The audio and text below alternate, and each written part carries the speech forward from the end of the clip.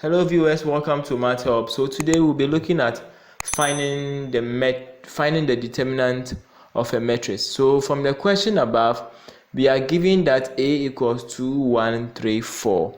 So moving straight to the question, solving using the calculator, we first have to switch to the matrix mode. So we go to mode 6. Yes, then we enter the values for our matrix. So let's choose 1, which is matrix A. It is in the 2 by 2 dimension. We choose 5. So we enter our values. We have 2, 1, 3, and 4.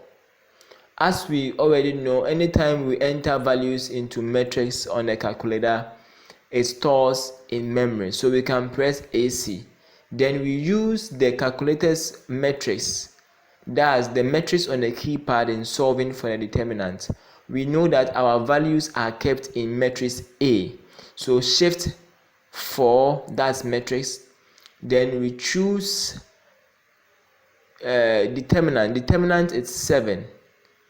But before that, I would like us to check if our data exists in A. So we choose 3. Then we press equal to. We can see that the values we entered are still in memory. So we just have to solve for the determinant. So shift 4, 7 is determinant, so 7. Then of math A. So we go to shift 4, then we choose 3, which is math A. We close our bracket, then we press equal to. So from the above, we can see that the determinant of matrix A, 2, 1, 3, 4 is 5.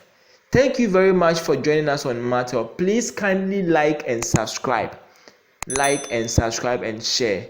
See you on our next video. Bye.